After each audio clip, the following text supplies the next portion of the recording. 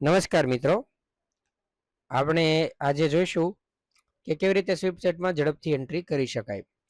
તો સૌપ્રથમ તમારે એક એક્સેલ ફાઇલ ડેટા એન્ટ્રી માટે ડાઉનલોડ કરવાની થાય છે. એના માટે તમારે બ્રાઉઝરની અંદર savaanikunj.blogspot.in લખવાનું, એટલે કે આપણો આ જે બ્લોગ છે એ ઓપન થશે.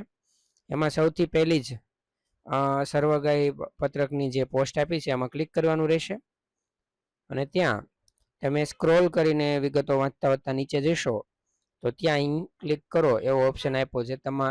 ત્યાં ક્લિક કરવાની છે તમારે. ત્યાં ક્લિક કરવાથી તમને અહીંયા આપ જોઈ શકો છો કે સ્વિપચેટ રફ વર્કની એક સીટ છે મળે છે.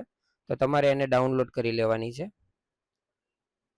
તો એ રફ વર્કની જે શીટ છે એ શીટની અંદર આવી રીતે તમને ડેટા મળશે, જેની અંદર તમારે અહીંયા પ્રોટેક્ટેડ વ્યૂ છે એને એનેબલ કરી દેવાનો, જેથી તમે એને એડિટ કરી શકો.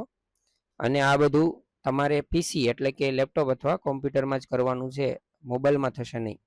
અહીંયા તમારે જે નામ છે સ્વિપચેટ મુજબ વિદ્યાર્થીના નામ લેવાના છે.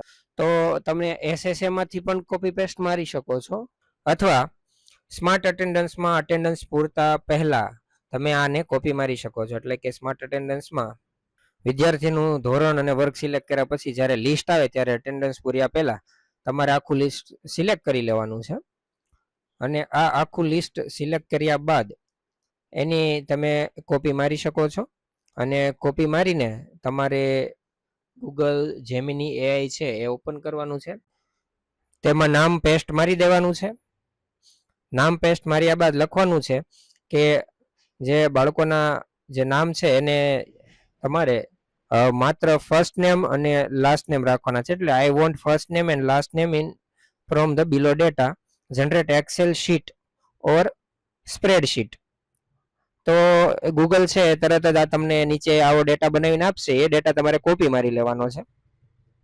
શીટ એટલે કે આ એક્સેલ શીટ જે છે ફોનમાં પણ કરી શકશો, પીસીમાં પણ થશે. નવી એક શીટ બનાવવાની છે અને એ શીટની અંદર તમારે આ ડેટા પેસ્ટ મારી દેવાનો છે. 2 કોલમમાં તમને ડેટા દેખાશે, નામ અને અટક. હવે એને બંને ભેગા કરવા માટે તમારે સી સેલની અંદર ફોર્મ્યુલા લખવાનો રહેશે. Is equal to A1 and પછી અવતરણ ચિહ્ન, પછી એક સ્પેસ મારો, પછી અવતરણ ચિહ્ન અને લખવાનું છે એન્ડ B1 અને પછી એન્ટર મારો. તો તમામ નામ છે એ ઓટોફિલ સિલેક્ટ કરીને કરવાથી બધા નામ આવી જશે.